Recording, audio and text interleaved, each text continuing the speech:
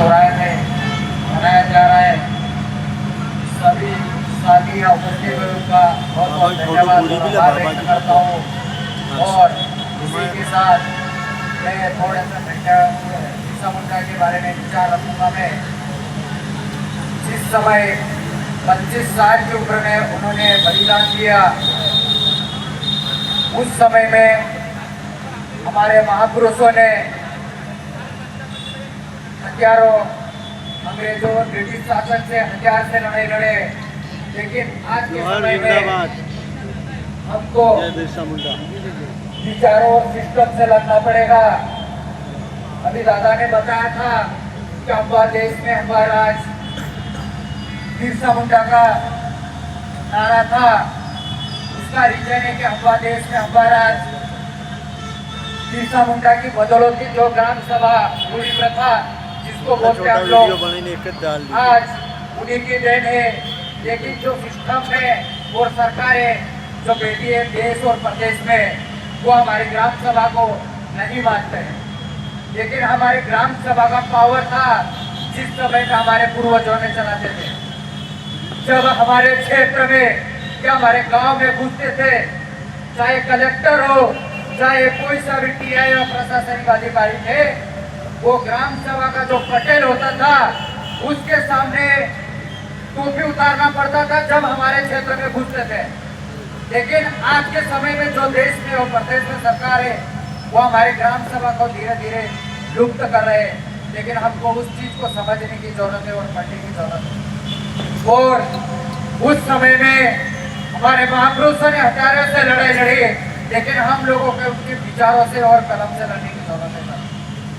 और दूसरी बात, अभी यहाँ पोस्टर लगा है जो हम हिंदू एक से, जब आदिवासियों की बहनों और माताओं के साथ जब शोषण होता है, उस समय में कौन सी झोली में घुस जाते आप लोग? आदिवासी बहनों के साथ सरेआम दंगा करके घुमाया जाता है। उस समय आप लोग कहां सो जाते हो? जब आप लोगों को आदिवासियों नहीं दिखाई देता है, जब आदिवासियों के जमीन से बेदखल किया जाता है, उस समय आप लोग कहां सो जाते हो? ये बड़े दुख के साथ कहना पड़ रहा है। और यहाँ लोग पोस्टर लगा रहे कि हम हिंदू एक थे। जिस समय हमारे आदिवासियों के साथ शोषण अत्याचार होता है, उस समय आप लोग कहां सो जाते हो? ये बड़े दुख के साथ कहना पड़ रहा है कि हम लोग हिंदू एक थे। ये हम लोग नारा लगाते हैं तो हम नारा लगाते हैं हम वो एक थे, लेकिन ये नारा को भी बदल के रख रहे हैं। ये चीज को भी समझने की जरूरत है साथी। और दूसरी बात, पहले नाना ने बताया कि पहले बोलते थे मूल्यवासी, मतलब हम मूल्यवासी है लेकिन वनवासी कहते थे। लेकिन अब धीरे धीरे जनजाति इनको आदिवासी कहने पे मजबूर कर देंगे। ये जयेश की विचारधारा है।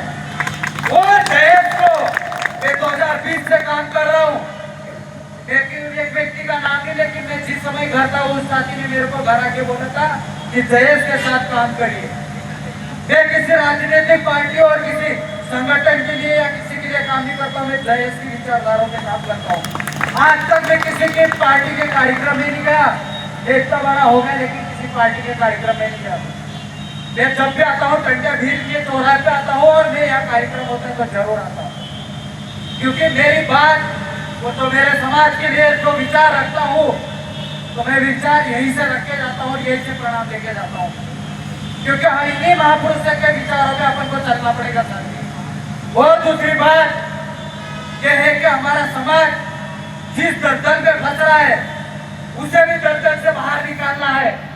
हमारे समाज जिस प्रकार से नशे में डूब रहा है, उसको भी नशे से बाहर निकालना है, क्योंकि हमारा समाज अभी मैं कहीं चौराहे पे देखता हूँ कि दारू पीकर पड़े रहते हैं।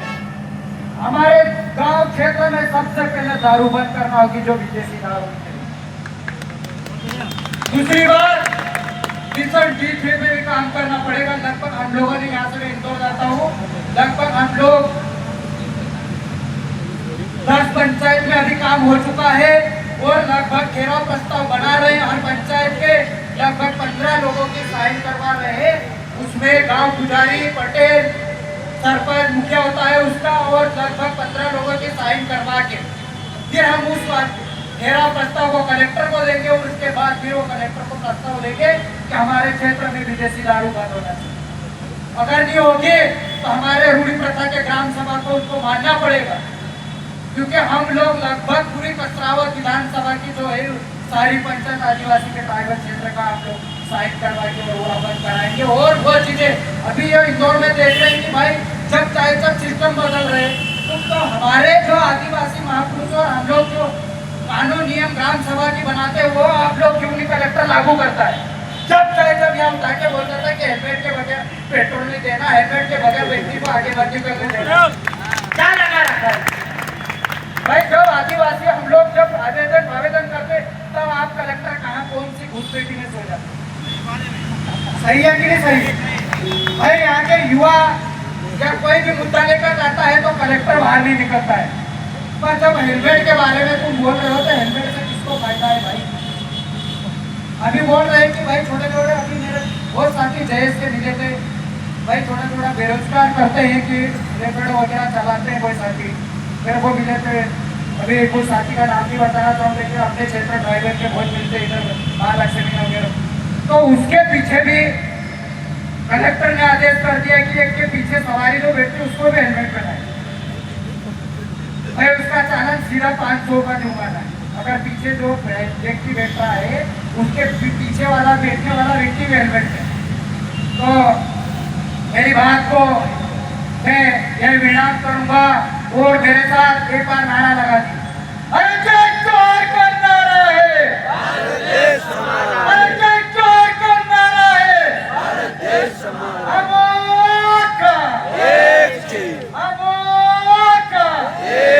आदिवासी एकता जिंदाबाद, जिंदाबाद जिंदाबाद आदिवासी एकता जिंदाबाद, जिंदाबाद जिंदाबाद। जिंदाबाद। बहुत अच्छी बात कही भाई, आपका नाम पप्पू धारवे जी, आपने बहुत अच्छी बात कही और कहीं ना कहीं समाज को